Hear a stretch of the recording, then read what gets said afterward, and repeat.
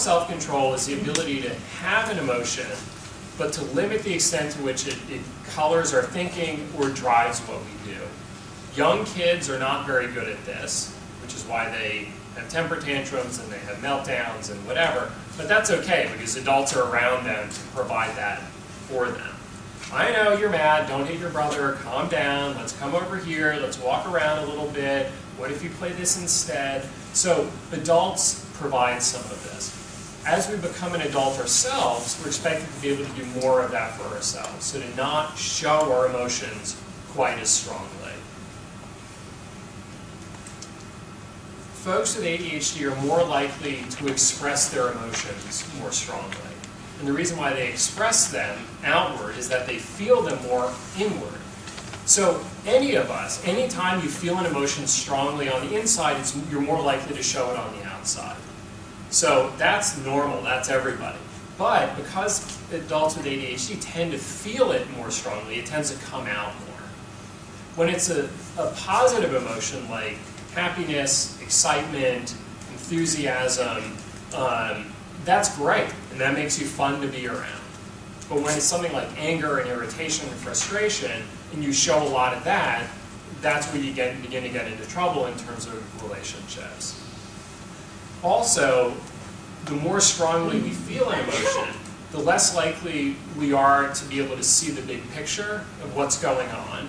So we may say something that afterwards we regret, or do something that afterwards we regret. Or we lose another person's perspective. So someone does something, we're really angry about it, and we forget the fact that, you know, my boss just said that, but you know what I know?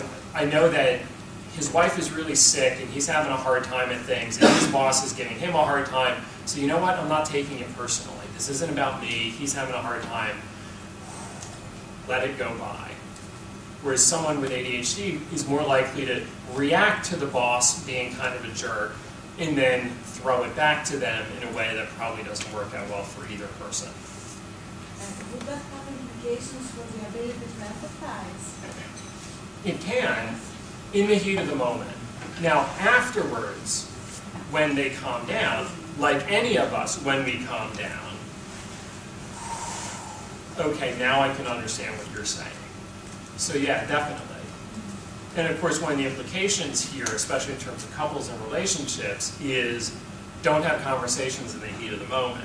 Somebody needs to say, time out, stop, you go there, I'll go here, we'll be back in 2 minutes.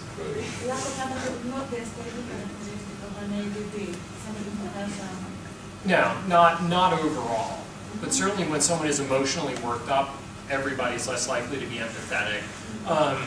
Also, if empathy also requires the ability to put your attention onto someone beyond the obvious parts of the situation, to read some of the subtle body language, and to be able to understand, you know, you're saying, okay, that's fine, we can go where you want to go for dinner, but I can tell you're saying it's okay, but it's not okay.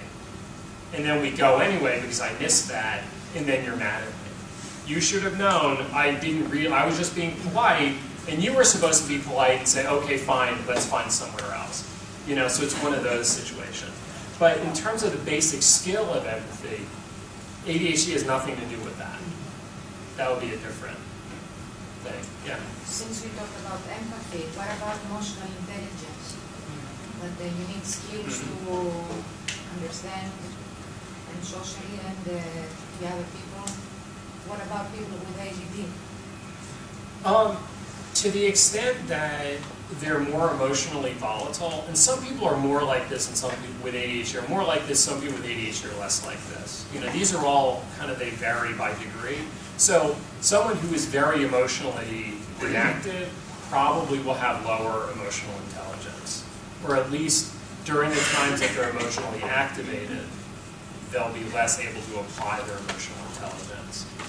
But you know, a lot of adults with ADHD, or I shouldn't say a lot, salespeople tend to have a higher percentage of adults with ADHD compared to other careers. To be a good salesman requires a certain amount of emotional intelligence. You have to read your client or your potential customer. What's going on? What are you saying? Okay, you don't seem interested in what I'm saying. Let me angle it a little different. Or let me look at you. Okay, I think I know the way to take with you. So in that case, that's excellent emotional intelligence, to be able to read a client well. So people with ADD are not good as salesmen. No, they are good as Yeah, salesmen. Yeah, some of them are. Yeah, very much. But it's like anything. I mean, ADHD is only a part of what someone is, and they have other strengths, they have other experiences, they have other skills. So how successful someone is at anything depends on a lot of different factors, not just their ADHD. I just want to add an observation that I've made that has to do with how the emotional outbursts, probably because of the way things get structured during childhood or because of the poor executive functions, but there's this sense that an ADDer has that they're always, somebody's on their case, or that they're being pressured to do things. So there's that quickness to react to that too. And, you know, that in a couple gets played out in the ADDer reacting really strongly to that. And the non-ADDer feeling And that's absolutely right. That, you know, this here is talking about neurology. What you're talking about is psychology, and they're both important. That if your life experience tells you people tend to be on your case often, you're probably going to be more defensive, because why wouldn't you be, you know? So some of that emotional reactivity is not just about neurology, it's also about psychology. That's the bad news. But again, the good news is that gives us 2 points of intervention. That if part of what we can do in therapy and otherwise is help the person address, you know, kind of address the psychology side of it, then they'll maybe less reactive in the moment, but also then better able to fix it a few moments later, or to change the course of things a few moments later. Because it's not just what happens in that one moment, it's about what happens in the moments that follow that determines whether this works out pretty good or not so good. So within the context of neurology, if someone has poor executive functions and response inhibition issues, you would have to know of emotional dysregulation along with everything else. But that's not what we hear about for ADHD, and it certainly doesn't make you think, oh, emotional dysregulation, ADHD. So well, and you're absolutely right that we don't hear about it, but we should. And, you know, back in DSM-2, which was, you know, forever ago, this emotional part was actually in DSM-2 for ADHD. For some reason, it came out of DSM-3. I don't know why, but it got. I think maybe because psychiatry was moving towards more observable things, and emotions are not. They're squishier. They're slipperier, you know, as opposed to this more behavioral, observable kind of stuff. That's probably why the emotional piece got dropped. But there's more attention being put now to this emotional piece. It's a big part of ADHD, and it's important. So we are beginning to talk about it more now. But yeah, you're absolutely right. So the next executive function here is the ability of self-activation. So the ability to get ourselves up and moving on something. Doing things that are fun doesn't take any effort. That's like riding a bike downhill. The challenge is to get ourselves moving on something that isn't very fun, but that needs to be done, and hopefully not just at the last minute. So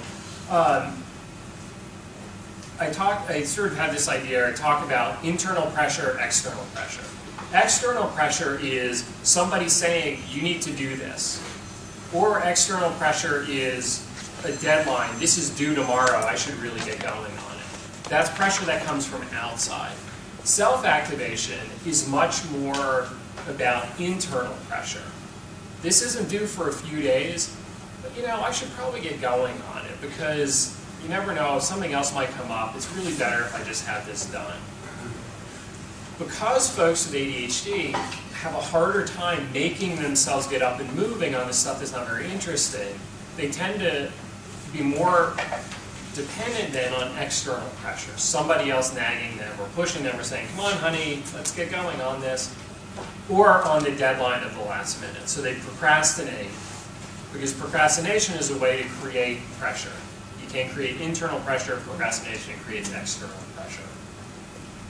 But then of course, and then, you know, build on what Niobe said, if when you do things, it tends to not work out well, and if you scramble at the last minute, it's a horrible experience, and it's stressful, and someone's yelling at you, and you know, it's this awful race to the finish line, why would you want to repeat that? So it becomes a situation of like, I don't even want to deal with it, it's so horrible, I'm just going to wait to the very last minute until I have to do it. So it just makes it bigger and bigger and bigger. Hindsight and forethought. So hindsight, if we want to use a more informal term, hindsight is wisdom. It's the wisdom gained from experience. When I did this, this is what happened. When I did that, that's what happened. So we learn from experience and we apply that forward. Forethought is the ability to think through what might happen before you actually do it. So every time you plan a driving route, you know, this way's quicker, the highway's faster, but there's going to be more traffic. The local roads are slower because there's more lights and stuff, and maybe there's less traffic, or I think there's construction on the highway. So thinking through, you don't need to drive both roads at that moment to figure out what the best thing to do is. So these are both important skills, and it's that ability to use both of them that in looking at the past, looking at the future, that informs our decisions in the present. So we make the very best decisions in the moment, moment by moment by moment. People with ADHD can do this when they do it. So if you were to ask them, here's the situation, blah, blah, blah, blah, blah. Tell me the right thing to do. They can probably tell you. They can create a good plan. The problem is, in the moment as they're doing it, they don't pause necessarily to stop and think and say, okay, what do I need to do? What are my best options? How do I do this?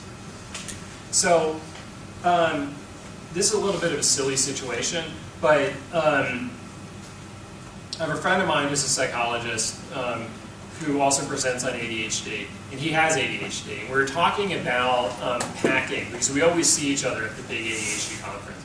So to help himself pack, like his packing list, he draws a stick figure as a reminder. So he starts at the top and says, what do I need for my head? Okay, I need shampoo, I need a brush, I need this. You look for my body. Okay, I need a jacket, I need shirts, I need an undershirt. For my legs, what do I need for my legs? What do I need for my feet? And literally, like that's, and what he's doing is this. This stick figure, as silly as it is, helps him stop and think about every part of what he needs to do. As opposed to just saying, well, what do I need? And you throw a bunch of stuff together, and then you realize you don't have any pants and you forgot a belt. Or you have all your clothes except you don't have any socks or something, because it's like, you don't stop to think about it. So the good news for kids and teens with ADHD is that our brains continue to develop through our mid to late 20s. That's the good news. It's kind of interesting, for most of us, when do we tend to finish our education? By our mid to late 20s. It's kind of a coincidence, but maybe it's not a coincidence. So people with ADHD, younger people with ADHD, their executive functions are a little bit behind in terms of the development other kids of that same age. So a 10-year-old versus 10-year-olds, a 15-year-old versus 15-year-olds. Some of that will catch up into their 20s. But at the end, it may not catch up as much as, you know, a 30-year-old compared to other 30-year-olds. So instead, if it's not happening inside their head, then we look for strategies and treatments and things outside of their head. So things like medication, or something called cognitive working memory training, and I'll talk very briefly about that. Compensatory strategies, tools like setting alarms on your cell phone or using a to-do list on your phone. And then, in terms of therapy, reducing the psychological fallout, and then the feedback loop. I hate doing this stuff. It doesn't work out well. Don't put in a whole lot of effort, and then it doesn't work out well. Around and around we go. So I have a couple free, I've got my 3 books, but I've got some free chapters from two of the books. So the first chapter of my book, More Attention, Less Deficit, is all about executive function. So it tells a little in more detail some of this stuff. That's available on my website, which is adultadhdbook.com. So feel free to take a look. Feel free to recommend it to clients. Do with it what you will. I also have a free PDF of the working memory chapter from the new workbook called Understand Your Brain, Get More Done. So that information is there. Feel free to use it if it's helpful. So that lays the foundation for understanding ADHD. Now we get into the treatment. But you need to lay the foundation to understand it before you know what to do about it. So, as I said in the beginning, there are 4 parts to the treatment model. And I talk about this kind of extensively in the green book, the Integrative Treatment for Adult ADHD book. So education is involved with, or the goal of education is to reduce guilt, primarily unproductive guilt, to help the person with ADHD understand their life a little bit better. You know, why do certain things work out in my past, but also what are strategies I can use going forward. And regardless of what kind of psychoanalytic therapy you might be doing, there's a lot to be gained by offering good resources on ADHD. Whether it's for an adult, for the romantic partner of an adult, or for the parents of a kid, knowledge is definitely power. Medication improves response inhibition, so it helps the executive functions work better in the symptoms and thereby reduces the symptoms.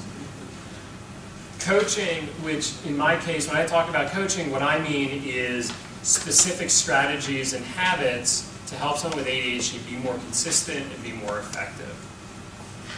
And then finally, therapy to address how living with ADHD, whether it's been for your 8 years or for your 50 years, how ADHD has affected your sense of yourself, your sense of effectiveness in the world, and then any secondary anxiety or depression that may have come out of ADHD, or is unrelated, but you know, if you're anxious or depressed or whatever, you're not going to do as well in terms of applying your abilities and enjoying life. Ultimately, the goal of treatment is all about improved consistency. However you approach treatment, whatever it is that you do, whatever a client does, it's all about improved consistency. So fewer times where their executive functions kind of glitch on them, where they don't do the thing that hopefully they would, or just making the consequences less severe. So for example, having a one of the things I often suggest to clients is setting certain bills on automatic pay. So like the electric bill, setting it up so that the electric company automatically pulls the money out of your bank account, or it bills to a credit card or something else. You don't have to write a check and mail it. If it happens automatically, you cannot forget it. Or other things like that to make it just an easier kind of a thing. My basic treatment approach, especially for clients with ADHD, but really for anybody, and even how I think about my own life, is this idea of change what you can, accept the rest. And it's not like this is my idea. This is a pretty universal idea, but that really both are important. So change what you can in this case means either through medication or strategies, help the person actually do better in life, because that's important. Having said that, nobody's going to be perfect. We all have things we're not going to do well at. We all have things about ourselves we wish were different. And if you stay stuck on that, you're not going to be happy. You're not going to feel good about the progress that you do make. So part of happiness also required finding a way to be okay with the parts of yourself that are still different than what you would wish them to be. So it's that balancing act, and it's hard to know exactly where that line is sometimes, but hopefully you figure it out. You try what you can, and then you accept the things that don't change. I have this concept that I call the magic threshold, and the idea is this, that you don't have to be perfect in order to be happy, or to have other people be happy with you. That sometimes just making partial progress creates a much better situation. So, for example, in a couple where one person has ADHD and she tends to run late. So, just to make up a number, she she's 20 minutes late like twice a week in meeting her boyfriend. He's not happy about it, she's not happy about it, but that's the way it's working out. So if the idea is she needs to never ever be late again, that's not going to happen. No, first of all, nobody's that good. So that's a setup for trouble. And if I was in her shoes and the expectation was you will never be late again, I would say like, well, okay, well forget it then. Why bother? I'm never going to get that, so forget it. I'm not, like, I give up. Instead, you know, the idea here of the magic threshold is maybe never ever late is impossible. So maybe, according to her boyfriend, instead of being 20 minutes late twice a week, maybe she's 10 minutes late, you know, sort of once a week. Or maybe once, but sometimes twice a week. But, you know, it's better. Maybe he can live with 10 minutes. He's not thrilled about it. He would prefer that she was early rather than 10 minutes late. But you know what? Okay, I can play on my phone for 10 minutes. Fine. So she's less late less often. That feels doable. Now she'll work for it. The flip side of this also is he is less angry less often. So it's not just her, it's also him, because relationships have two people. And even if one person is being more obvious about what they bring, the other person is reacting to it. And they have a lot of possible ways to, there's many ways to react to somebody being late. Being angry is only one of them. And it's not just a matter of, I'm going to not be angry at you because it isn't fun for you when I'm angry. It's not fun for me to be angry. You know, so for me to be angry and ruin the first hour of us having dinner, who wins there? Like, is anybody having a good time at that point? So it's really for both people to work on it. And maybe he's still a little bit mad, but he's not really mad. So it takes him 5 minutes, and then he's kind of like, okay, you know what, I'm all right. So the idea of the magic threshold, or of kind of changing some of the expectations, actually makes success feel more doable, and people are more willing to work hard for an expectation that feels doable. Something that's too hard to achieve, people give up and they don't put their best effort.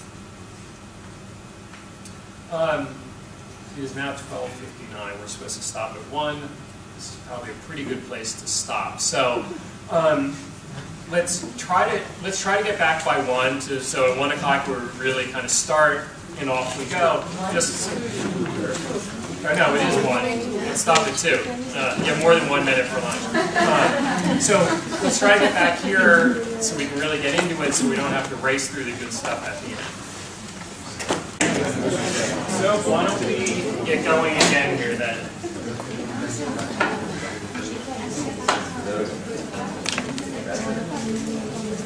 So we're going to begin here in the afternoon by talking about education. And by education what I mean is teaching clients, adults, parents, kids, teens about ADHD. That the better they understand their ADHD and how it affects their life, the better position they're in to use some better strategies or to feel better about themselves and what happens around them. So, you know, for everybody, the better you know yourself, the more likely you are to be successful. That's true for everybody. So understanding one's ADHD is an important part of that, because it's not just about, because in other words, some people, for example, they get the idea, you know, I was never good at school, so I'm not going to go to graduate school and get more training because it's not going to work out well. If that's not an accurate statement, or at least it's not completely accurate, then when you take their ADHD into account and you address it a little differently, maybe now graduate school really is a viable option for them. So in that case, that would be an inaccurate way of looking at themselves. So helping them understand the effect of ADHD. And some of that is we just give them things, as in, here's a good website, here's a video, here's a good book. But it's also a matter of talking to them about it in our sessions and making those connections between what's happened either in their past or just, you know, yesterday, and what it is that they do going forward. So, you know, so education really works, I think of it as working at 2 levels. There's the emotional side of it, and you know, there's a book that, it was one of the original books about adult ADHD. The title is excellent. It's just pure genius. I don't like how the rest of the book is written, but the title I think is phenomenal. And the title is, "You Mean I'm Not Lazy, Stupid, or Crazy?"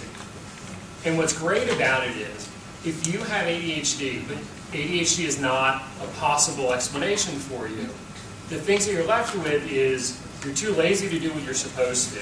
You're crazy because you keep shooting yourself in the foot and getting yourself into trouble. Or you're just stupid and you're just not that smart, and that's why you keep making all these mistakes.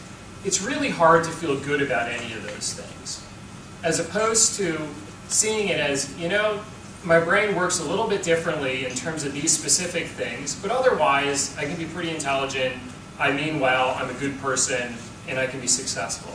That's a whole different way of looking at it. So taking it not as this big character statement of, you know, this is who I am, you know, lazy, stupid, or crazy, but just this is a part of who I am, and I just need to approach some things a little differently so I can bring forth the rest of my good abilities. That's a much better way of looking at it. But the pragmatic side is important as well, that if you know you have ADHD, it just means that certain strategies are going to work better for you. With that knowledge comes responsibility, that if you know this strategy works well, you need to do it. You need to use this strategy. You can't say, well, I have ADHD, so what are you going to do? That there's a responsibility to apply that. So as therapists or as clinicians, we share our knowledge of ADHD a couple different ways. Sometimes we do it indirectly, in the sense of we don't say, well, because you have ADHD, therefore, blah, blah, blah, blah, blah. We just say the blah, blah, blah, but it's the right blah, blah, blah. You know, so in other words, we don't, if someone, you know, is kind of, their room is disorganized and their wife is unhappy about it, we don't go down the road of, I wonder if there's passive-aggressive tendencies at work here, let's explore that. Maybe we do, but you don't start there. You start with, maybe this is ADHD related, let's take a look at that. You may wind up that it actually, there also are some passive-aggressive tendencies towards his wife, but that's not the only thing that you look at. But even, so that's indirectly, but even directly, there are times where I say, well, you know, because you have ADHD, blah, blah, blah, and I say, you know, I don't say the blah, blah, blah, but I say the because you have ADHD, or I'll say, you know, a lot of people with ADHD have trouble with, you know, whatever it is that we're talking about. So therefore, and then you present a strategy, another way of doing it, another way of looking at it. Whether it's about something that happened long ago, you know, 20 years ago when you were in high school, or it's something that happened yesterday, or something talking about, you know, here's the thing you need to do next week, maybe here's some ideas for how to approach it. Usually by the time someone winds up in our offices, their family members are tired. If they weren't tired, they wouldn't come looking for you. You know, so by definition, we get the people when they're tired. So it's important to educate the family members as well.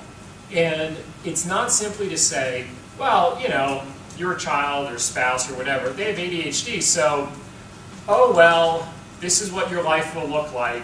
You know, it's not that. But it's saying this is a part of who they are. This is a part of what you guys, as a couple, as a family, are going to need to deal with. Just like every family has things that they deal with. It's just in the case of ADHD, it's this stuff, as opposed to in the case of something else, it's other stuff. Or, you know, my wife has to deal with the fact that because I see kids and teens, I don't leave the office at 5. If I leave the office at 5, I can see 2 clients a week, or I can see 2 kids or teens a week, because 3 o'clock is the earliest they can show up. So I work until 9, and that sucks in a lot of ways, and that's something we have to deal with. But we deal with it, and people who have a long commute to work, they deal with it. People who have arthritis, they deal with it. We deal with things in life. That's what life is, dealing with things. So I think it's important to frame ADHD as a part of that and not as sort of a curse or a burden upon the family or upon the non-ADHD partners, that they're sort of the victims here. So often when someone comes in, whether it's a spouse or a parent, they have certain expectations. You know, I should just be able to tell him to do his homework and he should do it. Or if I ask her to pick something up on the way home from work, I should be able to expect her to do it without me having to remind her. And on the one hand, I agree. I say, well, yeah, I mean, that does sound pretty reasonable. And I agree that that's frustrating that it doesn't work out that way. But here's the thing. It isn't working out. Doing what you're doing, it's not working. If it was working, you wouldn't come to see me. So it's a good goal that this thing, whatever it is, maybe gets done. But perhaps if you approach it in a different way, then maybe it's more likely to happen. The goal is a good one. The way you're trying to get there is not the good way. You see that difference? So, and we'll talk more about this in the therapy section when we talk about couples and family dynamics. But sometimes in addition to, well, first of all, us as the clinician, in other words, the person who's not married to the person, we have a whole lot more credibility. Or like, if your mom tells you something, it's like, well, but then some psychologist tells you or some doctor tells you, it's a whole, okay, now I believe you. Or your spouse tells you something, well, maybe it's true, but your spouse has an agenda as well, of course. So, but then someone else says it. Even if you're saying some of the same stuff, just because of who you are, because you're not married to them, you have more credibility in saying it. Doesn't mean that your spouse believes everything you say, but they believe what someone else says, so I suppose it's fair. But also by giving a book or a website or something can lend some extra credibility to say it's not just your spouse saying it, it's not just me saying it, look, it's this book also that says it. And maybe then they can say, okay, I accept that, let's see what we can do here. And the whole acceptance thing is a very important part. But otherwise, let's talk quickly here about medication. Now, we have one prescriber here. Is anyone else a prescriber in the room? Anyone write prescriptions for medication? Even though you don't write prescriptions, it's still important to know about the medications. Partially because, at least for me, I assume that's the same for all the other psychologists and therapists out here, you probably see your clients more often than the prescriber does, which means you're going to get questions more often. And it doesn't mean that you tell your clients what to do with their prescriptions, but you need to know enough to be able to say, that doesn't sound right. You need to call your doctor. Or, sounds like the dose is too low. You need to call your doctor and see about increasing it or decreasing it or something. So, the other thing to keep in mind here is that the choice to take medication, the choice to continue medication, even if you're not prescribing the medication, I think that's still a valid topic for us to talk about. Our goal as therapists is we help our clients make well thought out decisions based on good information. So that's part of what I do. When I talk to clients about medication, that's what I'm doing. Just like when I talk to them about, should they change jobs, or in this relationship, this is going on with their girlfriend. Is this a reasonable thing that she expects? Is this not a reasonable thing? What does it mean to him that she expects it? What can he do in response to that? So talking about medication is, as far as I'm concerned, completely a valid topic to talk about in therapy, because there's a lot of psychology involved in taking medication, or in thinking about, for example, does taking medication mean cheating? I'm cheating because the medication does it for me. Does it mean there's something wrong with you? Because only people with problems take medication. Does it mean you're crazy that you have to take medication? Does it mean you can't do it on your own? Now, I don't think any of these things, but do we have clients who think this stuff? Absolutely. So, we need to talk about medication, because if we don't, they're not going to make good choices about medication. So, what the medication does then is from the perspective of executive functions, it increases response inhibition. It increases that gap between stimulus and response, so the executive functions can operate and do what they're supposed to do. So it doesn't make choices for them, but it gives them a better opportunity to make those good choices for themselves. So that's what we're looking for medication. With any medication, including aspirin, there are risks and there are side effects. We need to consider that. But we also have to consider what are the risks and side effects of not treating ADHD. And if you remember from the beginning, you know, some of the things that I mentioned in terms of some of the side effects of untreated ADHD, that's pretty important. And a lot of people will come in, especially more parents of kids, and say, no way am I putting my kid on meds. And I understand what they're saying, and I'm not in favor of medicating everyone anyway.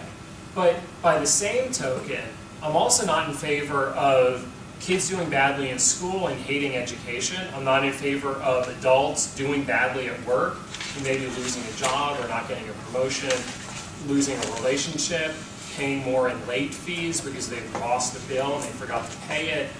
I'm not in favor of all that other stuff too. So we need to balance out what is gained from medication versus what are the risks of medication. But I think it's important to remember that, and I used this line the last couple of days, taking medication is not like getting a tattoo. You get a tattoo, you pretty much have a tattoo forever. I mean, I guess you could sort of get it taken off, but trying medication just means you are trying medication. And sometimes you try medication to see what it's going to do. Once you know what it's going to do, now you have a really informed decision about what are the potential benefits, what are the potential side effects, and is it worth it? If it is worth it, you keep taking it. If it's not worth it, then you don't. But you can make that choice day by day. So the best medications for ADHD, whether we're talking about kids or adults, is the stimulants. So it's the same old Ritalin that's been around since the 1950s, is still being used today, including in a form called Concerta, which is plain Ritalin, except the problem with plain Ritalin, it only lasts 3 or 4 hours. Concerta, the way the pill is designed, it lasts 8 to 12 hours. So you take it once a day, not 2 or 3 times a day. For adults, the standard dose range is 36 to 72 milligrams per day. So those are the dosages that Concerta comes in. Generally, the extended release versions are preferred. To remember to take a pill 3 times a day is really hard. If you were to take plain old Ritalin, you might take 10 milligrams 3 times a day, 20 milligrams 3 times a day, to get up to this 36 to 72. So you would split it out differently in terms of the dosing. You wouldn't take 35 milligrams all at once necessarily. The rest of these, unfortunately, are available in the States. They're not available here in Greece, as I understand it. So the Daytrana patch is just Ritalin in a patch form. So you stick it on and then it lasts all day. Adderall XR, or Vyvanse, as I understand it, are not available. I contacted the manufacturer to see, and they're not. Having said that, if you have some clients who go abroad, they might be able to get prescriptions for one of these, so I don't know. But generally speaking, it's the stimulants that really do work the best. For some people, if they take a Concerta, let's say, or another extended release in the morning, it lasts for a period of time, but it doesn't last long enough. And in those cases, you can add in a little bit more of the short-acting Ritalin at the end of the day to push that effect out a little further. So a child who has school, and then sports, and dinner, and then homework at 7 o'clock. If they took Concerta at 7 in the morning, there's nothing left by 7 at night when it's time to do homework. Or an adult who has work all day, but then they also, they need to do things at home because dinner needs to be made, and kids need to be put to bed, and all that other stuff. So that's sometimes a helpful thing to add on a little bit more. Generally speaking, you start at a low dose and you go up about every 3 days to a week, maybe 2 weeks. Then you go up little by little until you reach that point where the person says, okay, there, that's a good dose. Or they say, I went too far, let's go back one. And they say, there, that's the right dose. And the right dose is, it's a little bit subjective in the sense of, you know, just sort of like, okay, yeah, I feel more focused, I feel more sharp, I feel like the chatter in my head is a little quieter. Like I can pay attention to what I'm supposed to pay attention to. It's easier to start something that needs to be done. So in other words, it sounds like a lot of the executive functions, you know, a lot of the executive functions just work a little bit better. Is there some kind of side effect that you stop? Nope. Just no drinking? No. Because if you take it in the morning, by the end of the day, you're pretty much off it anyway. So if you don't take it tomorrow morning, you weren't on it then anyway. So what it means is, some people take it just during the week and they don't take it on weekends. Where kids take it at school, but during the school year, but not in the summer. So you can be flexible about it, which is nice that you have that flexibility. The bad news is if you forget to take it tomorrow, you got nothing. So, We have low, forgot the word, dopamine, low levels of dopamine. That's why we need stimulus. But for hyperactive people who have high levels of dopamine, and they need to antistimulus. Actually, it's, so for people who are hyperactive, it's not that they have too much dopamine and that's why they're going. It's that the brakes, you know, like in the car putting on the brakes, the power is there and the brakes aren't strong enough to slow down and hold the impulses and hold the hyperactivity. So it's actually, you need extra dopamine in both cases to either slow down the hyperactivity or to slow down the mental, we could think of it, it's not quite accurate, but mental hyperactivity of thinking about this and thinking about that and getting distracted by that sound and all of that. So, so whether we're talking about inattention or whether we're talking about hyperactivity, impulsivity, same medication works in both cases. But yeah, it doesn't make sense on the surface, because why do you give a stimulant to someone who's already going? You activate the brakes. Yeah. It makes the brakes stronger. Last question. I have heard, and I want to see if it's true, that in children, these medication, one of the side effects may be that it inhibits their physical growth. Is that true? It's hard to say if that's true. It's a common thing that, it's a common belief that the stimulants result in some growth suppression. What is definitely true is that stimulants are appetite suppressants. So when you're taking the medication, you're not as hungry during the time that it's working. But, so in other words, you take it in the morning, breakfast is fine, it hasn't kicked in yet, dinner is fine because it's probably worn off, but lunch, maybe you're not so hungry. So appetite suppression, yes. Maybe some weight loss, yes. That's definitely true. The whole growth suppression, it's hard to say really when you look at the research. Maybe there's a small amount, like literally like that, of height suppression. But I have to say, if it's my kid, I would totally give that up. You know, if he's going to be that much shorter, who cares? If it spared him some of the other, like if he needed it, obviously. But even on the weight side of it, often what you see in terms of the weight loss is it looks like this. You start medication, it dips, and then it comes up like that. So,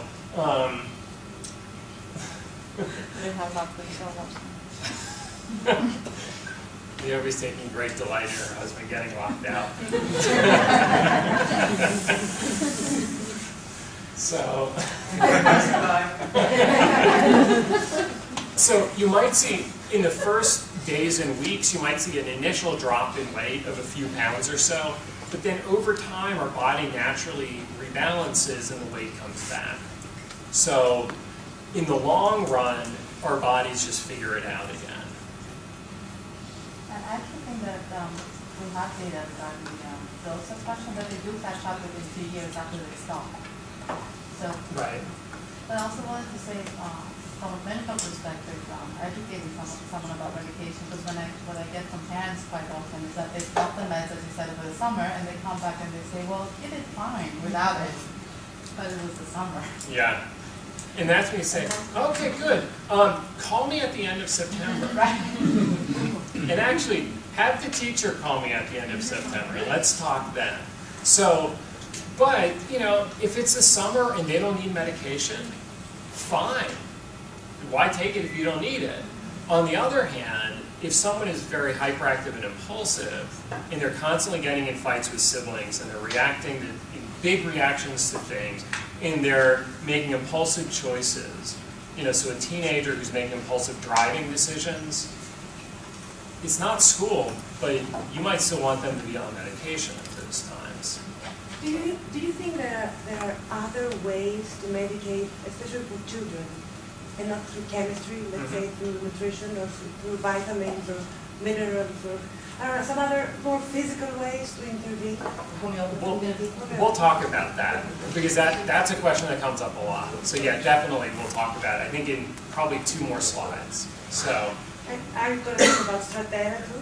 I will. I think that's the next slide. So, okay, it's one after this. No, it's one after this. But yeah, we will talk about Stratera. So, in general, in terms of the side effects, the stimulants, we have a pretty good combination of good main effects. So the number of people who get a benefit from them is pretty high. The extent of the benefit tends to be pretty good. And the extent of the risks and side effects tends to be pretty low. That's a good combination. In contrast to some of, let's say, the mood stabilizers, so if someone has bipolar disorder, they tend to be on 2 or 3 meds, ultimately. And a lot of the meds have, you know, dangerous side effects in terms of not just weight gain, but increased risk for diabetes and other sort of things. So we haven't, the bipolar meds are nowhere near as good as the stimulants. So we are pretty lucky in the world of medication when it comes to ADHD.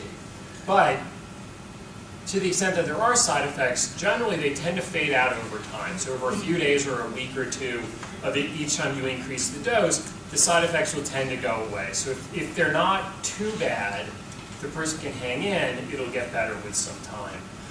But the side effects that tend to show up most are appetite suppression, as we talked about, feeling jittery, kind of a little too, like you had too much coffee sort of thing, some insomnia, so trouble falling asleep, although some people with ADHD have trouble falling asleep anyway, before medication, so you need to consider that too. But that one's a pretty easy one to fix. Either you lower the dose or you take it earlier in the day. If you have too much in your system at bedtime, that's when you're going to have trouble falling asleep. So you either move the whole dose earlier or you shrink the dose, if that makes sense. Excuse me. The dose is with the weight of the client, isn't it? How you can increase the dose? So the question is dose is set by the weight of the client. It's loosely set in the sense that people who are bigger, by which I mean people who weigh more, tend to take a bigger dose than people who weigh less. But that's a loose thing. I have little kids taking 54 and 72 milligrams of Concerta, and I have 250 pound, you know, so 100 kilo guys taking 36 milligrams of Concerta. So it's not one of those things where you take your weight and then we calculate out and say that's the one. So you start at the bottom and you just go up until you find the right dose. And it isn't even necessarily a thing that the worse someone's ADHD is, the higher the dose, because it's a matter of how efficient is your body at taking up the medication and then using it where it needs to be used. So, but you know, if let's say someone's on 54 milligrams of Concerta, it's working pretty well, but the side effects are just too bad and they don't like it, they just drop down to 36 in that case. And then hopefully they still get most of what they want on the good side. You have to stop gradually, or you can stop and start, no problem. Yep. If the side effect you have is over-focusing on things, you know, especially on feelings, you know, that it gets even worse, but you need the mental focus. So, could you say that you've seen from your clients that you can compensate with strategies, or because maybe the changing the dosage doesn't work because you lose like the effect the medication has on your focus. So And sometimes You have to that's- suffer, you're either going to suffer from one or the other. But have you had experience with clients that, you've worked on developing strategies or whatever, and that kind of makes the effect milder? There are times when too much medication gives too much focus. Like, too much focus, so too rigid in the focus. And that's not a good thing, that's a bad thing, like we talked about with attention regulation. So some of what you do then, if you drop back the dose a little bit, then maybe you still get the good part of the focus, but not the over-focus. Some people, though, they can't find that happy ground in the middle. So in those cases, sometimes then you just settle for a low dose that does maybe a little bit of something, even if it's not perfect, and then you use other strategies to supplement it.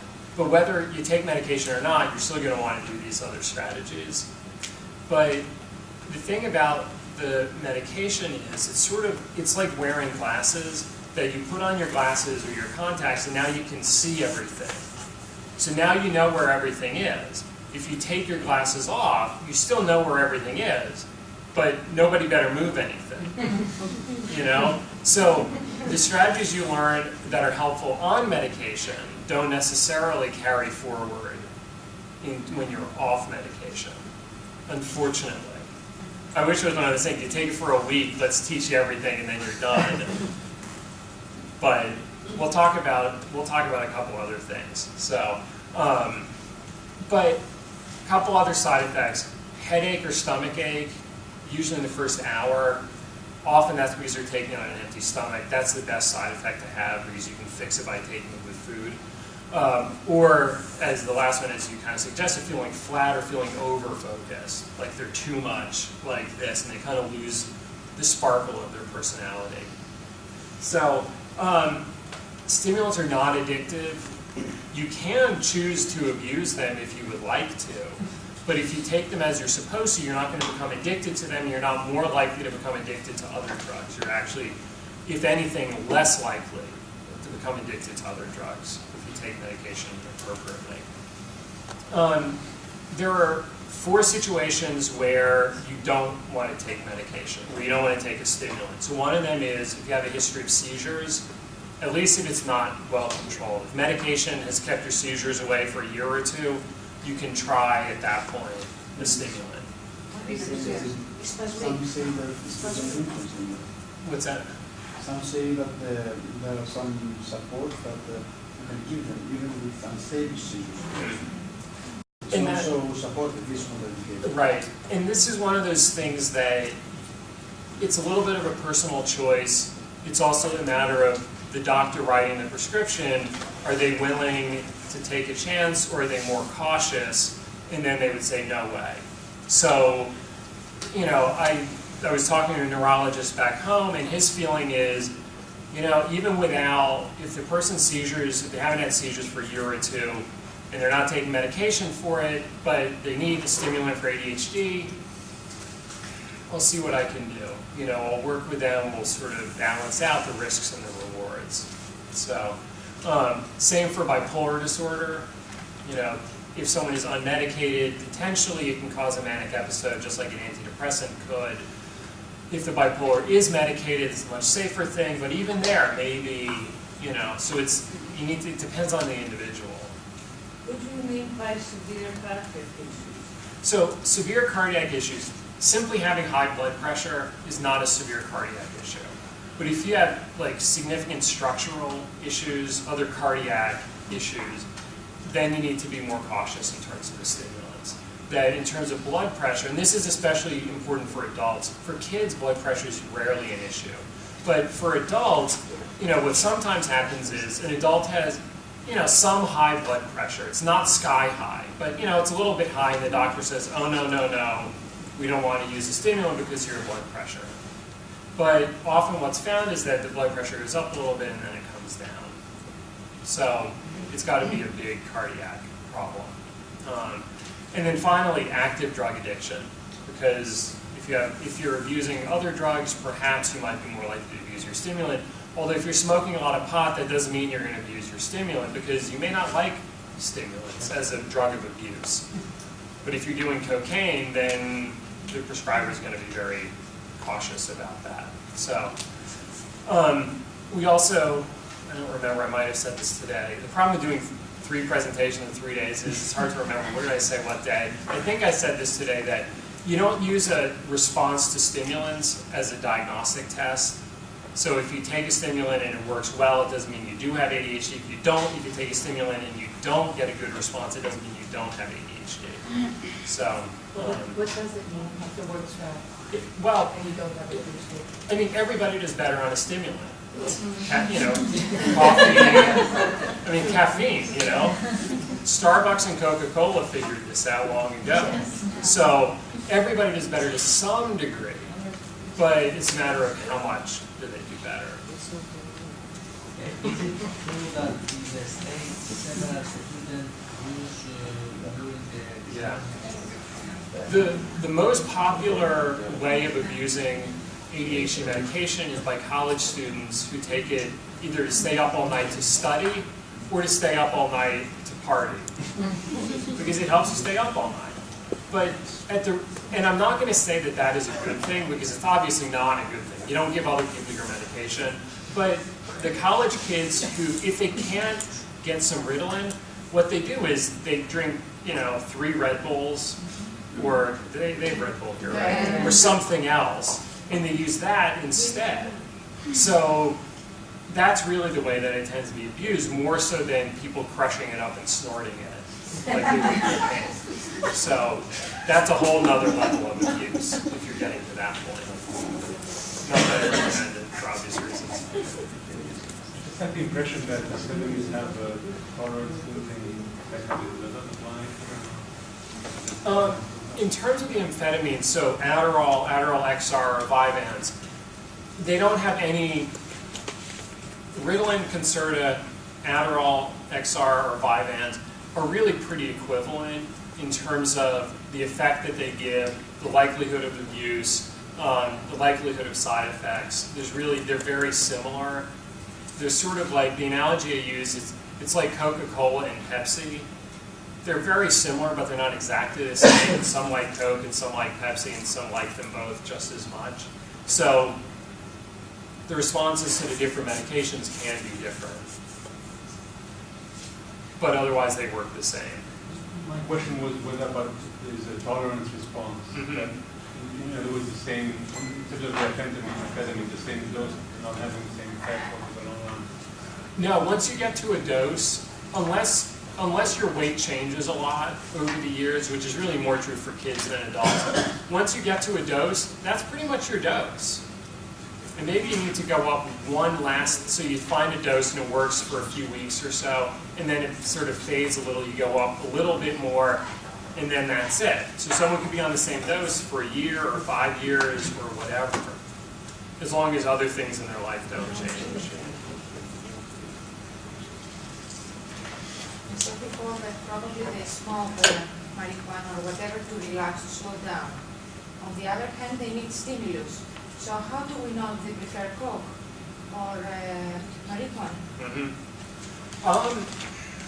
Well, clients that they use, and maybe right. This is a sign for us. I think it's hard to read. It's based on the sort of drug of abuse. It's hard to read necessarily what they need from it. But I think often marijuana is used for an anti-anxiety effect. But my hope always is, if someone has ADHD and also something else, my hope always is, if we can address the ADHD first, that we get 2 for 1. They're more on top of their life, they're handling things better, life is easier, they have less reason to be anxious, less reason to be depressed, less reason to drink too much or to smoke pot or whatever. So generally my preference is start with the ADHD, and then you see if you need to address other things. So there's a couple non-stimulant options. So one of them is called Strattera. The stimulants affect dopamine.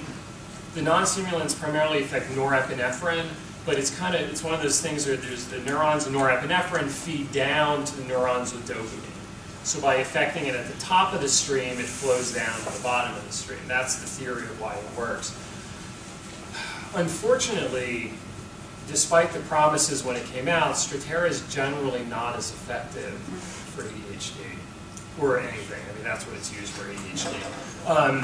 I have very few people come to my office or who raise their hand in presentations and say, wow, that Strattera really changed my life, in the way that I hear someone say that about a stimulant. So there are times when if the stimulant doesn't work or they don't want to take it, you can go to Strattera, but it's usually a second choice. You want to start with a stimulant often before you go to Strattera. Third choice, last choice. One point here. Yes. Now we're starting to see Strattera in another way also. When you have people who can stimulant cannot go well, but they are really disorganized, many deadlifts, etc., they might have a chance to Strattera again, because they might take the dose, for example, only at night, every night, class all the month, not only one day. Don't forget they are better compliance. And this is the things that we're going to propose in a while for Strattera with very general, let's say, it will be helpful in life. We have also always the experience for more severe cases now. Before we were stimulant, first choice, and now it's stimulant, first choice.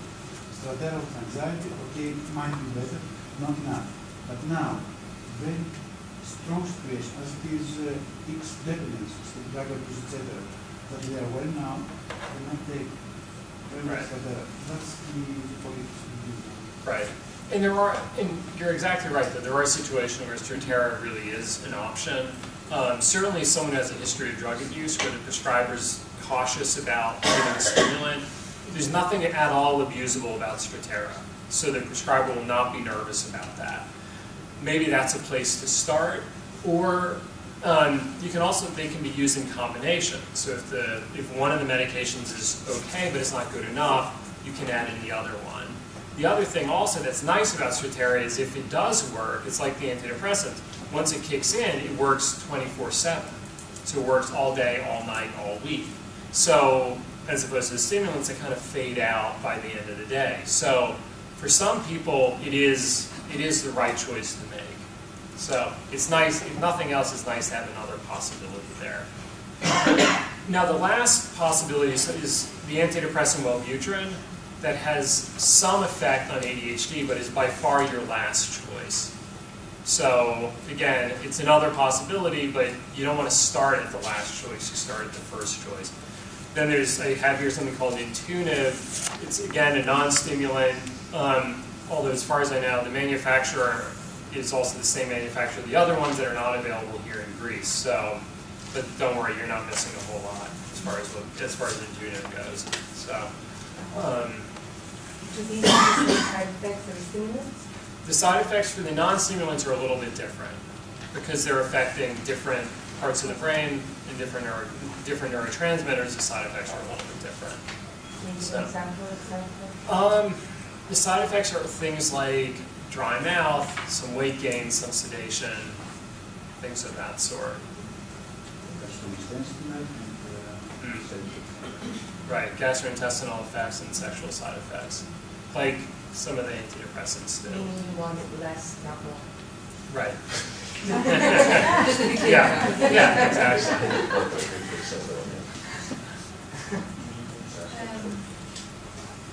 Maybe you mentioned something on this already. As far as adolescents are concerned, how much percentage would you say that ameliorate to do better without medication? It's a hard question to answer because partially it depends. When we say do better, what do we mean? Right. It's hard to say. It depends. What are this person's strengths and abilities? What are the demands put on them? What are the structures and supports put on them? So how much are you willing to work? You as the parent willing to work with that adolescent? How much are the teachers willing to work with that adolescent? Right. Let's assume. Right. Ideally. It's hard to say. I mean, I think that certainly an involved parent, an involved school, a student who, because of whatever, temperament in whatever way they've been raised, has a good personality and a good work ethic, and it's important that they do well, obviously that person will do better in life. But even without medication. Well, with medication or without medication. The question though is all of that going to be enough without the medication? And that's more a choice that's made case by case. So would you say that most kids with ADD usually end up taking medication, or the vast majority is? Often they do, but not all of them. But it's not like a 20% that takes medication. It's a bigger number. It's probably a bigger number, yeah. So, in terms of alternative treatments, there's one treatment called CogMed Working Memory Training. So the company name is CogMed, and then it's Working Memory Training. Just really quick, as far as my reading of the research, and every year at the big ADHD conference, I go to the session that talks about, what's the state of the research on alternative treatments, because I always get the question, I want to know, what else is out there that could be helpful? This is the only thing that has any good research that shows that it's effective. And what they found is that the way it's done is computer exercises, or you do these exercises on your computer at home, 5 days a week for 5 weeks for half an hour. 80% of the people who finish the training show functional improvements in daily life. So not simply that doing this makes you better at this, because I could give you tic-tac-toe to do for a month, tic-tac-toe, X's and O's, and you'll be better at tic-tac-toe, but who cares? Because that doesn't make you better at anything else. What the CogMed folks have shown is doing better here makes you better here in the rest of your life. So it goes from here and it transfers out into other parts of your life. So that's an interesting intervention. I'm a CogMed provider. I do that at home. The only reason I put my name to anything is because I think it's valid. So I'm very slow to put my name on things. But CogMed, they convinced me. So there's one CogMed provider here in Athens, but if you're interested in learning more, you can go to the website, which is cogmed.com. You can see the research, you can read the articles, they have webinars, they have other information. So if you're interested in becoming a CogMed provider, you can do that as well. They're not paying me for this or anything, but yeah. And you do it once in your lifetime. So you do it for the 5 weeks, and then it appears that that's it. And they've shown so far that a year out that the benefits remain. The question is how much further it goes out. I'm sure that research is in process, but we don't have it yet. But that's one of my things I would love to see 2 years out, 3 years out, 5 years out. My son had 1 month, 1.5 months of those sessions here in Athens when he was 12 years old. But nothing, we didn't find out any difference in ADHD. And I think that the environment when they do this is very protected. They don't have any other things that they can see and they can listen. So how does this different goes out of the everyday life? So what it does is you do the exercise on the computer, it improves your working memory. What people find is that by doing it, that the exercises here, even though they're somewhat simple in a way, I mean they're hard, but they're simple. They're not complicated, but they're difficult. That enables them to have a stronger working memory out in the rest of their life. So when they do have other things going on, they're having an easier time keeping their attention where it's supposed to be. So I don't know exactly what happened with your son when he did it, and it could just be that he's one of that 20%, 80% gets the benefit. For whatever reason, he might be part of the 20%. That's something that I'm sure there's research being done, also trying to separate out who's going to be in the 80, who's going to be in the 20, so they can be more targeted about the people that they say, yes, I think this will probably work for you, or I don't think this is going to be helpful for you. So, but this is where the research is important. to be able to show that something does transfer out, and for a significant percentage of the people who do it. In that without research, it's possible that something would be helpful. It might be. But if we don't have good research with good control groups and things like that, I don't know if it's going to be helpful, you know? So it's hard to predict if it would be. And my feeling is if I'm going to spend time and money and get my hopes up for something, I want to know that I want a good chance that it's going to work, rather than just crossing my fingers and hoping. I know that the topic on nutrition is very contradictory. I have read a lot about it because one of my 3 children has ADHD. And when I first found out, I wanted to find alternative ways to handle this, including therapy and training, education, and all that. And I did apply a lot of what I read. One of the most, something that kept popping up was the fact around milk, and that milk, animal milk, is not good for anybody after they pass the stage of being a baby. And that we're the only species that continue to drink animal milk after that afterwards, and they suggest soya and what have you. I know that's very contradictory. I want your opinion on that. It worked with my child a lot. I don't know if it's that worked or everything together, of course. Right. That I can't know, but I would like your opinion on that. And that, which brings us to the next slide. So, I mean, definitely there's a lot of talk, and there's been for a long time, about the effects of diet on ADHD. And thus far, what the research has what good research has consistently found is that there's no connection between diet and ADHD. You found that if you removed milk from your son's diet, some of this stuff got better.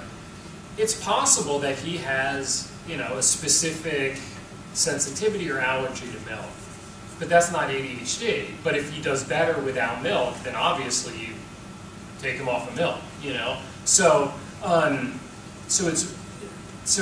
diet is not a good intervention for ADHD, but having said that, I'm a big proponent of eating healthy foods, trying to eat more organic, less stuff, less processed that's full of extra chemicals and salt, and so I'm all about healthy eating, but just because everybody does better. I'm also all about getting enough sleep and exercising and relaxing, and because that's just good for everybody too.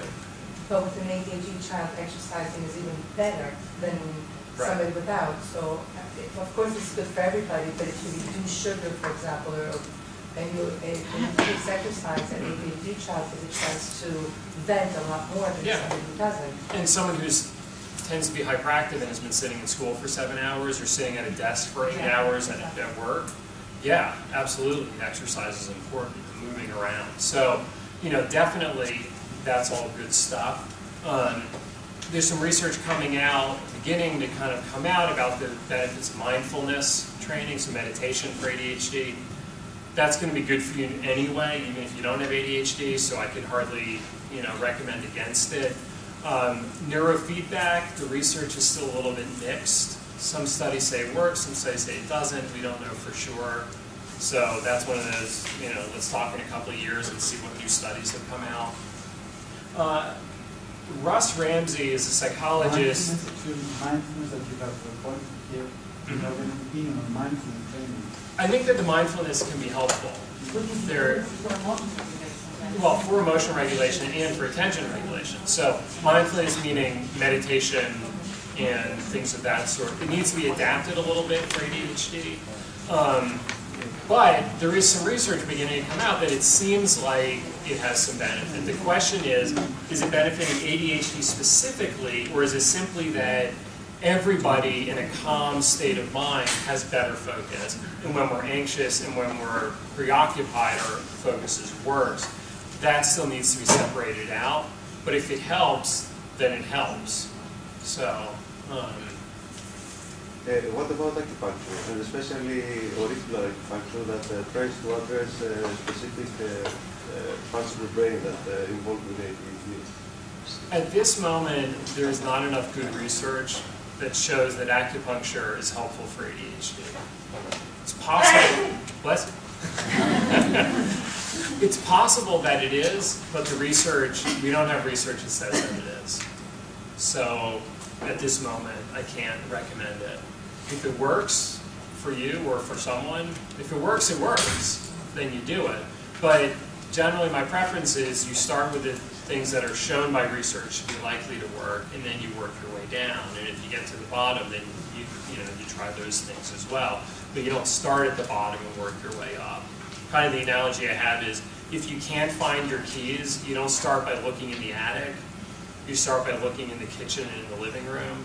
And then if you wind up in the attic, and you go, oh yeah, I was looking through boxes, that's where they are. But you start at the most likely place, and then you work your way down the list.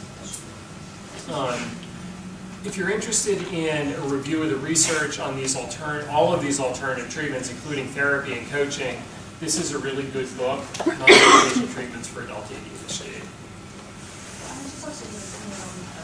Fish oil, specifically, because that was big book.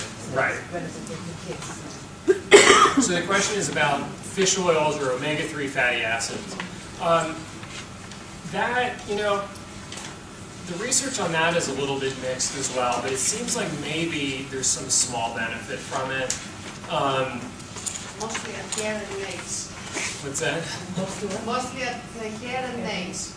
Right. Well, and that's the other thing about it is, omega-3s are good for you in other ways also, including cardiovascular. But it's one of those things that I'm stealing from someone else, but it's cheap, it's safe, and it's easy. So you buy a bottle of pills, it'll last you 3 months, probably for what, like €8 or something. No real side effects.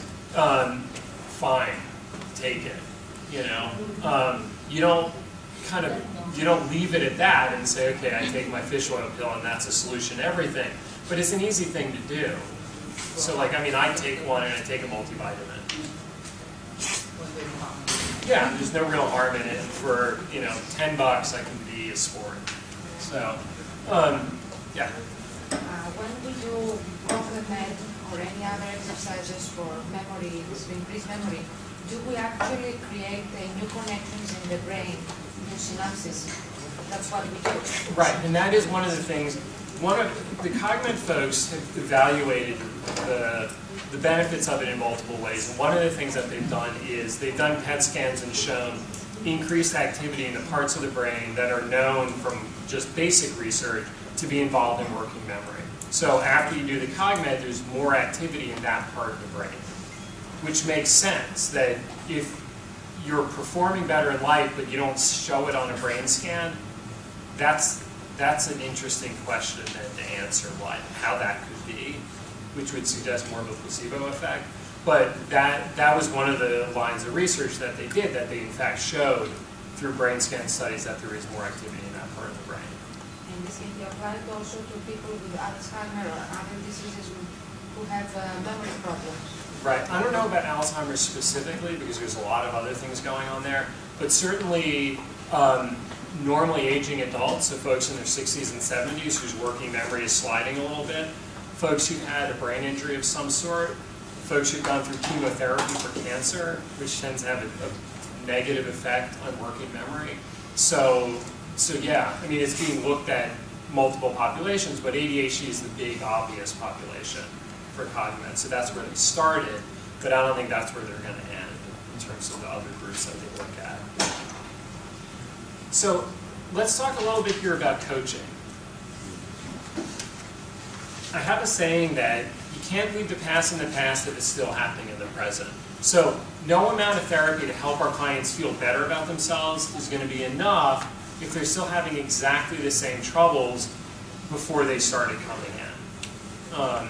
So it's a matter of helping them be more effective. This is the change what you can part of the equation.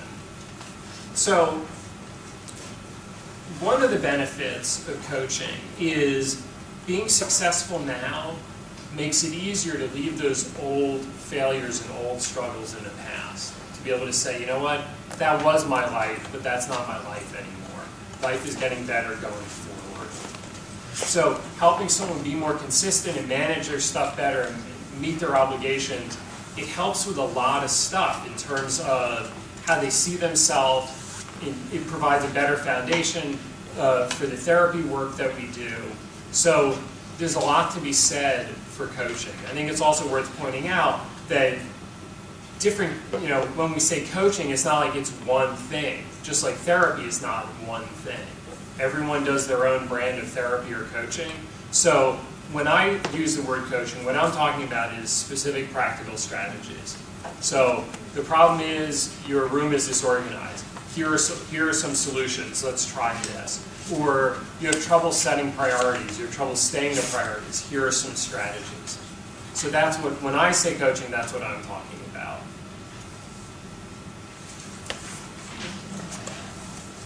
Part of, we had kind of talked about earlier, part of the trouble with having weaker executive functions is it creates more chaos, which creates more work for your executive function. Because they're not working as well, there's more to keep track of, and things get lost and disorganized, and you run late, and all that stuff that comes out. So part of what we're doing when we're coaching with clients is helping our clients lead a more proactive lifestyle. So in other words, managing stuff ahead of time, not just reacting and managing things after the fact. Because it's often much harder to manage things after the fact than it is to manage it beforehand. Part of this also involves, and this is definitely easier said than done, but all that kind of boring stuff like getting enough sleep, eating healthy food, exercising regularly, feeling like you've earned relaxation. In other words, I did everything I need to, I can now kick back and relax. And that stuff's easier said than done because in order to be able to do all of that stuff, you have to be managing things well. If you don't manage it well, that stuff does worse, and then you pay the price for not managing it well. So we're helping not just with this sort of most immediate thing, but also some of these foundational things like sleep and exercise and diet, because that's important as well. So basically our goal here is not simply to focus on willpower, which the problem with focusing on willpower is you can only go so far with it. It'll only take you so far to say, just try to do better. Because other people have told them, just try to do better. And frankly, with any of us, we're already trying to do well. So it's probably not, that's probably not the missing thing. So it's more a matter of reducing some of the chaos in their life so they're more likely to make those right choices at the right moments. For myself, the therapy work that I do is really a mix of therapy and coaching. So I talk about old stuff, as in, what was it like when you were growing up, and kind of maybe more dynamic issues. And I talk about very practical, what do you have to, what's coming up this week? Let's talk, you have a report due for work. What's your plan for doing it? When can you do it? Oh, you're going to do it Tuesday? All right, what else do you have going on Tuesday? You have a specific time to do it on Tuesday, or just at some point on Tuesday it's going to get done? What other meetings do you need to, do you have any other meetings on Tuesday? So we're really getting down to specific kinds of things. And as far as I'm concerned, I think that most schools of therapy will tolerate mixing some of the coaching in. Some of them won't. So the more traditionally psychoanalytic, where it's more about transference and countertransference, probably the coaching is not going to mix well. So in those cases, there are other people in this world who are ADHD coaches where you can refer that out to them and you just focus on the therapy part. And I have clients that I do therapy with, and then they're seeing somebody else for coaching. So there's really, you can kind of mix and match depending on what you want to do. The one thing to consider, though, in terms of coaching is that anybody can call themselves a coach. For example, not anyone can call themselves a psychologist. In order to say, I'm a psychologist, you have to have certain things that you've done. Coach is not a protected term, so anyone can say they're a coach. So it means that there are a lot of people who are coming into the field of coaching because they like the idea of being helpful to people. And I'm fine with that. But, this is the joke that I have is there are people out there where, it's kind of like, oh, I read half of Driven to Distraction. Now I'm a coach. So just wanting to be helpful is not enough. Having ADHD yourself is not enough. Having a kid with ADHD is not enough. That there are training programs out there, but it's like anything else. You need to be serious about what you do. You need to be good at what you do. So for us as psychologists, I think it's a matter of finding those people in the community who have taken their coach training seriously and really have something to offer beyond just the obvious basics.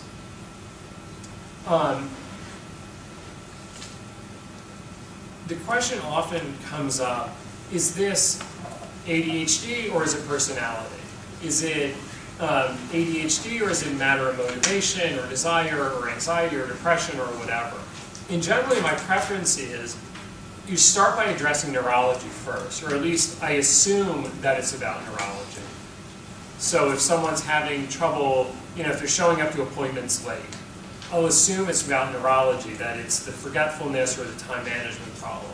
And I'll try to address it either through medication, through cognitive, or using coping or coaching strategies. So we talk about how do you keep track of your appointments? When you set it into your phone, when the alarm rings, do you actually get up and go? Or do you say, well, I'll just do one more thing and then I go?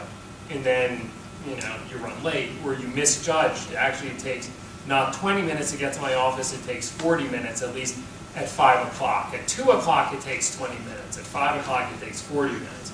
So, so addressing more from that end, then get into the psychology side of it. So for example, if the problem is someone, they were 5 o'clock appointment, they knew they were supposed to leave at 5:20, the alarm went off at 5:15, they start wrapping things up, and someone comes into their office. Ugh. So then, on the psychology side, I work with them on how do you say no, how do you set limits, how do you say, you know what, this is really important, I got a thing, I got to run, can we talk about this tomorrow? So maybe some assertiveness or other sort of, whatever other psychology is involved in that kind of situation. But I'll often start with the neurology before I assume something is psychology. Does that kind of make sense?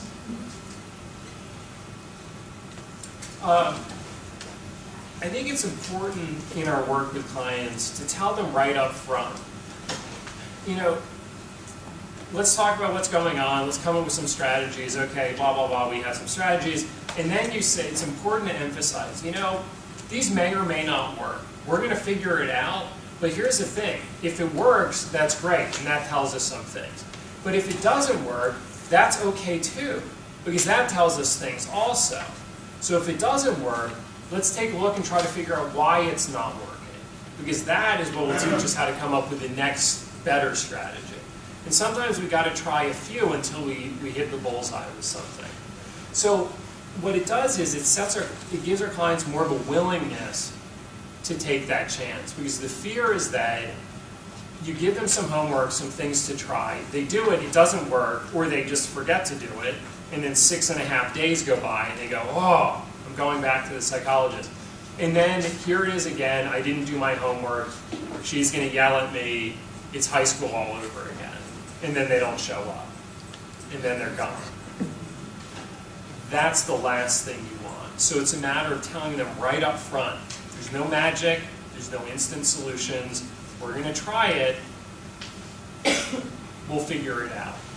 And to really give that sense of acceptance and that sense of positive regard in what you do. Because it takes a certain amount of,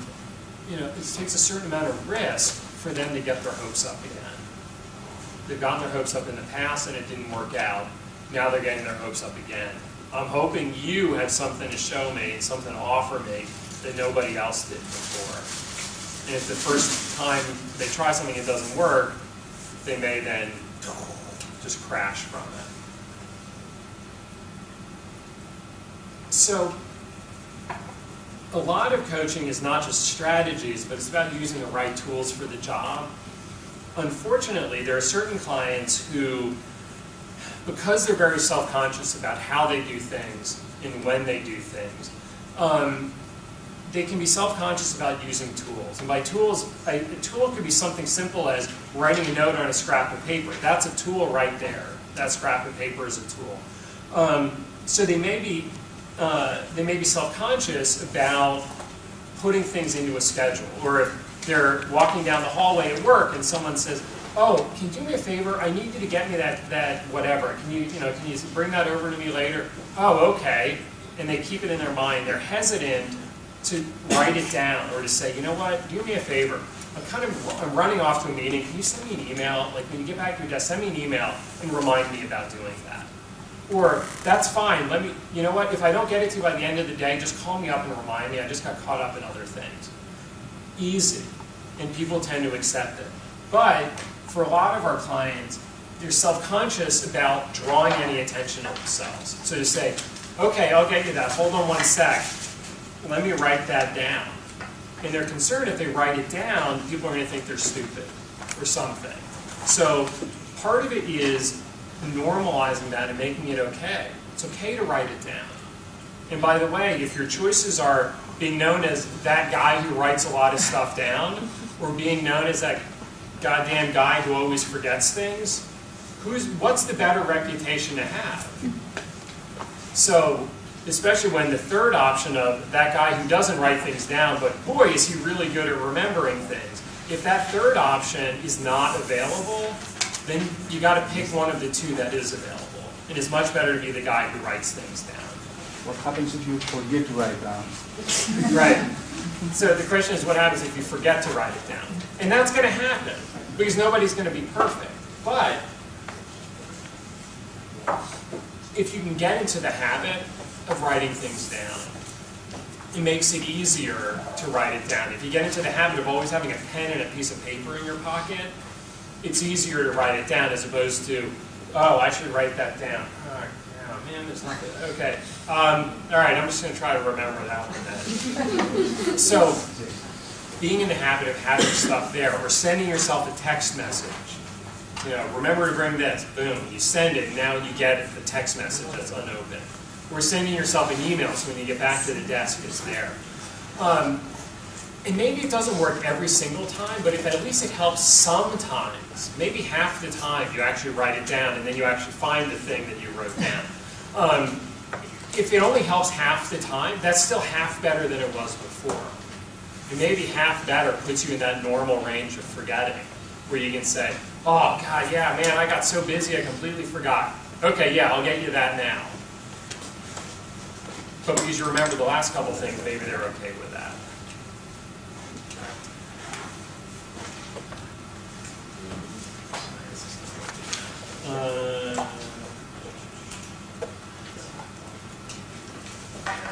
So,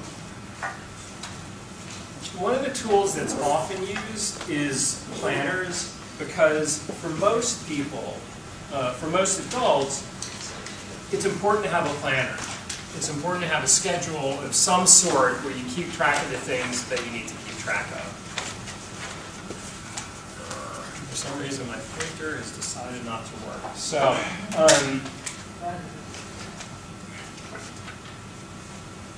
for some people, the right tool for the job is to do it electronically, meaning on their phone or on their computer. And what's nice about that is your phone, if you keep it on your phone, it's always with you. For the most part, you always have your phone with you. Whereas if you have a big schedule book like I use, I don't always have that with me. If I'm at home, I always have it with me. If I'm at work, I always have it with me. If someone calls me on my cell phone when I'm out shopping or something, I don't have it with me. But your phone is always with you, so it's easy to put stuff into it. It's also, what's also kind of a nice thing is, on your phone, if you lose your phone, there are ways to set it so the data backs up somewhere. So even if the phone explodes, you don't lose all your appointments. If I lose my paper schedule book, it's gone. And I have people scheduled a month from now, and I have no idea who they are. I mean, I sort of do, but I don't know when. So it would be a disaster. So I actually, if you open up my schedule book, the front cover, in the corner in big letters, and I got this idea from a psychiatrist I know, it says $250 reward if found inside my schedule book. And I would gladly pay twice that amount to get my schedule book back. So What's nice also about using either software on the computer or using a smartphone is that you can set alarms.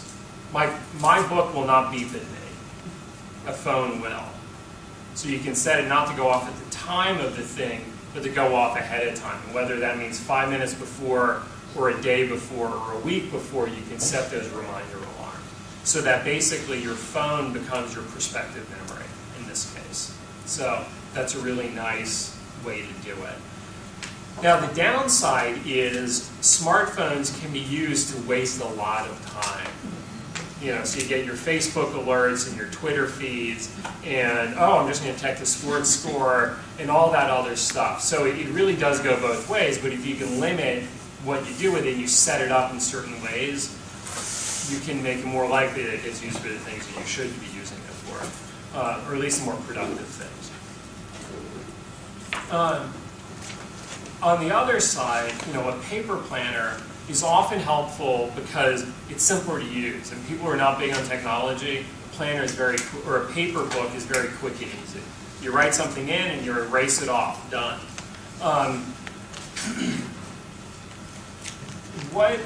Which planner is better depends on what your circumstances are. So people who don't have a lot of stuff going on, often an electronic schedule is better.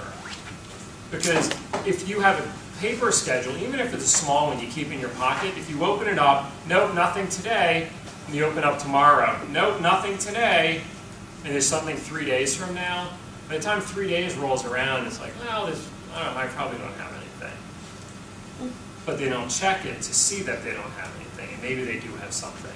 Whereas if you put it into something electronic and it beeps at you, you can check it easily, but then it'll beep at you and remind you when the time comes.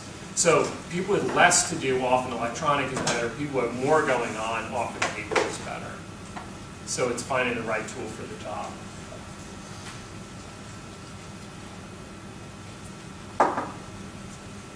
In addition to a smartphone that can, you can set these alarms and stuff like that, there's also other things like, there's something called Watchminder, which is a watch that you wear that you can set multiple alarms, including vibes, so it vibrates instead of beeping so you don't bother people around you. There's something, or Vibralight is another option. There's something called Invisible Clock, which is like a little pager that you wear on your belt or in your pocket. So there are some other options out there that are a little bit more kind of higher tech. But otherwise, just plain old kitchen timers, like the ones that you set, 20 minutes, check the pasta, that work very well. And what's nice about these is they're quick and they're cheap. So you can buy like 6 of them. Put one in the kitchen, one in the bathroom, one next to the computer, one next to the TV. You can put a few of them around so that you have the right thing when you need it. Can I make a question? Yeah. Those first tools, how can you set alarms? With which you set in 2 hours, in 3 hours? What's the point? How you can use one of those tools, the first ones? So what you do is you set the alarm either, they offer a bunch of different alarms. One of them is a countdown alarm, so you say, okay, 1 hour, let's say. I'm working on this for 1 hour, and then I'm going to go do something else. Or you could set an alarm that is for a specific time. So, Thursday at 2 o'clock, this is going to go off. But the idea is that it notifies you that a particular time has come.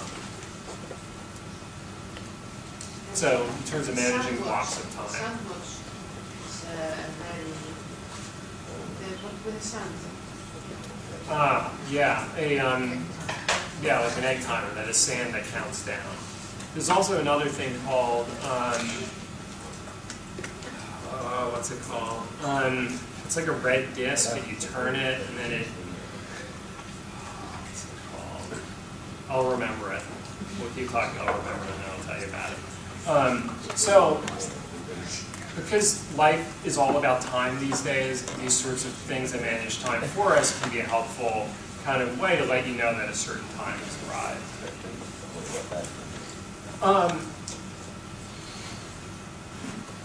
In terms of all the strategies that are out there, like if you start looking around, especially on the internet, you'll find hundreds and hundreds of ADHD-friendly strategies about everything that you can think of, from organizing your socks to, I don't know, picking a career or something. So, on the one hand, that's great. There's all this information out there. The problem is that if you don't have a good understanding of ADHD and how it operates and how it affects people and what are the demands in the environment, it's hard to pick the strategies that are really going to be most effective for someone. So that's why it's important to have that understanding. And I think that the clinicians who have that deeper understanding are going to be more effective for their clients, and as opposed to the clinicians who don't have a deeper understanding, or maybe some of the coaches who jump in without some good awareness of interpersonal dynamics and individual dynamics, are probably less likely to be as effective as we might hope them to be. So, the simplest interventions here are things like having lists of strategies, where you just have lists and lists of strategies, and you say, here's something that you can do, and here's a strategy, and here's a strategy, and you just kind of start throwing strategies at a client, and you hope one of them sticks. The more kind of sophisticated, deeper understanding are the strategies that are based on the executive functions. We're going to talk about some specific strategies based on the specific executive functions. Somewhere in the middle is this thing that I call fundamental strategies. I'm actually going to kind of skip through them pretty quickly, just in the interest of time, because we started late. I don't want to run late. I don't want people to feel like they have to stick around and then we don't cover the therapy part. So I'll kind of zip through those a little bit. And they're a little bit more abstract in some ways. But so the coaching with fundamental strategies, there's some basic ideas here. And some of this is a little bit of repetition about or repetitive of some of the stuff we're talking about with executive functions and response inhibition. But what the slides are, or I'll cover the 3 slides in this section that are the most important, and then there's some slides, which I'll show you next, that have specific strategies that you guys can use. So the basic idea of inattention here is that inattention is basically putting your attention on the wrong thing at the wrong time. But most simply, that's kind of what happens. So the fundamental strategies, as I call them, there's 2 fundamental strategies. So the goal here is to reduce the chances of attending to the wrong stimuli by reducing distractions. So make the important things stand out more by bringing down the distractions. That's one way. The flip side is increase the chances of attending to the right stimuli at the right times by amplifying important stimuli. So maybe you can't change the distractions, but you increase the strength of the important stimuli. So we can really work it on both sides of this. Does that make sense? So in the next slides, and again, this is in your handout, so you can kind of mark them and take a look afterwards. Here's some specific strategies like turning off the TV when you're talking reduces distractions, or using reminder notes, keeping a written schedule, using alarms. These are strategies you can use that amplify or increase the importance of, or to increase the likelihood of paying attention to the important stimuli. For hyperactivity, the first fundamental strategy is seek out situations that allow the safe expression of hyperactivity.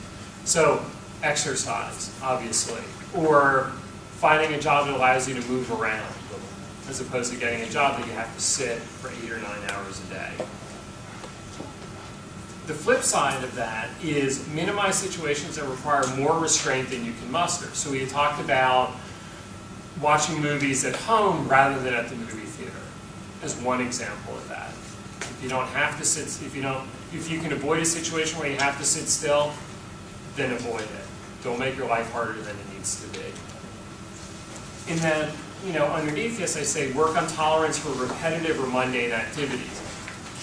To the extent that you can, it's not a bad idea. I don't hold a lot of hope on that, but to the extent that you can, try to work on that patience.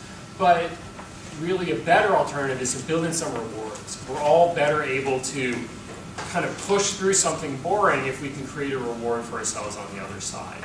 And the reward doesn't need to be something big like a new car. It could be something small like you know, I'm going to allow myself to check my email after I finish this article, or something like that. Then finally, for the impulsivity, the fundamental strategies for impulsivity, the first is create barriers to problematic actions by reducing tempting stimuli.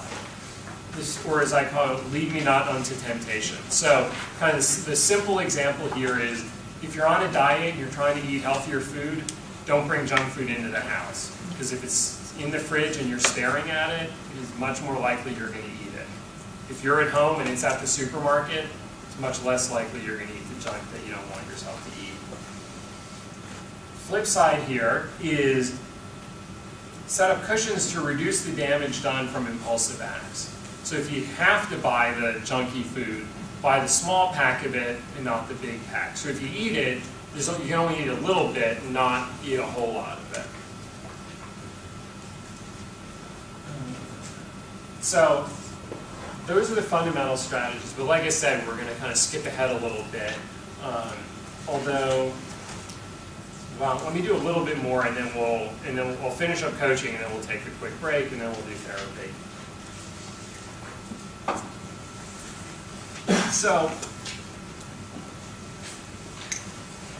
we talked about each of the executive functions. We talked about how those executive functions play out in somebody's life if they have ADHD. Now we're going to take the third step of, based on those, what are the strategies that are likely to be helpful? So if you have problems with working memory, what are strategies that are going to be helpful for working memory? What I discovered when I was writing my workbook was that really you could boil down all of these different strategies that are out there for working memory or sense of time or hindsight and forethought.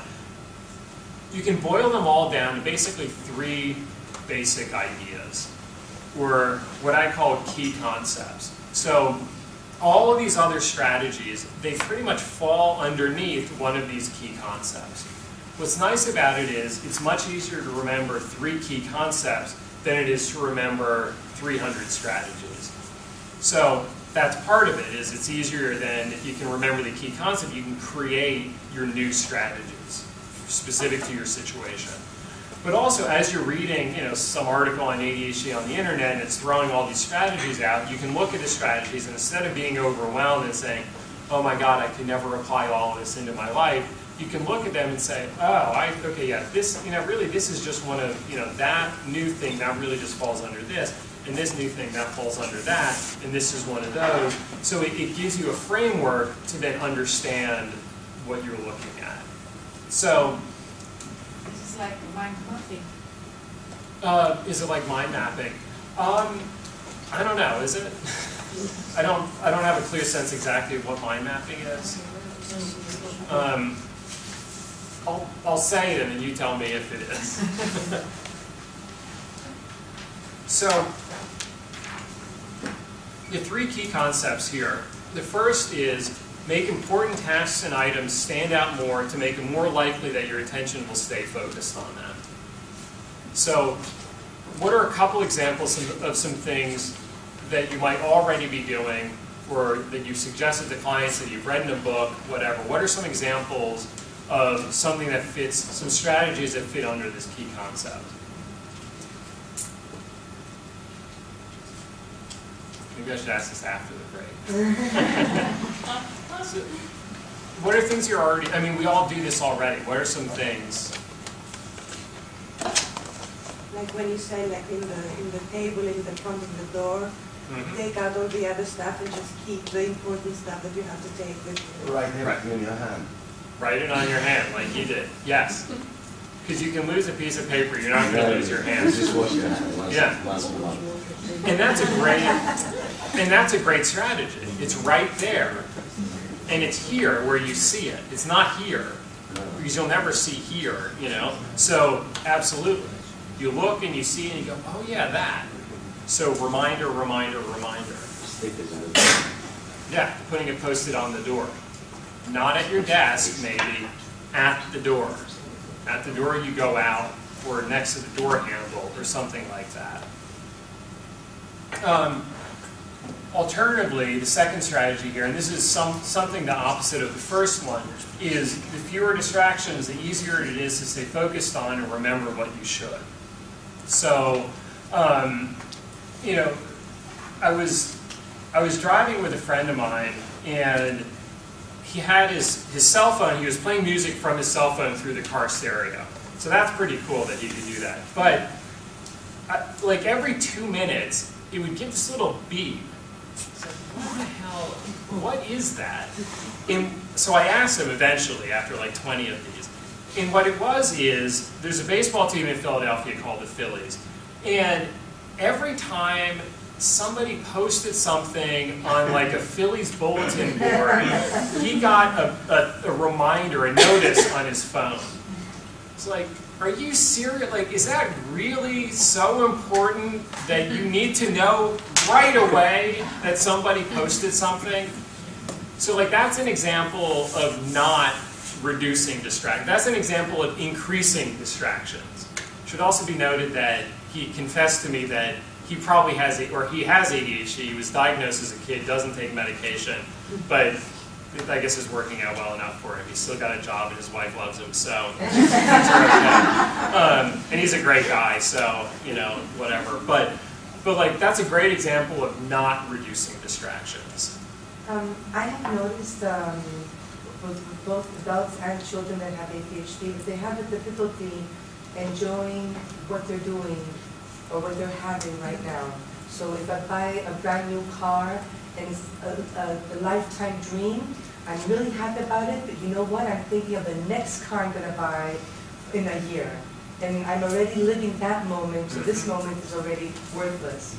And I can see that in my 10-year-old son too. He's enjoying swimming now, but he's thinking more of what we're going to do in the afternoon that I promised him about. Right. And that can happen, or it's that whatever it is exciting until it's not exciting. And that, you know, new hobby that was the thing.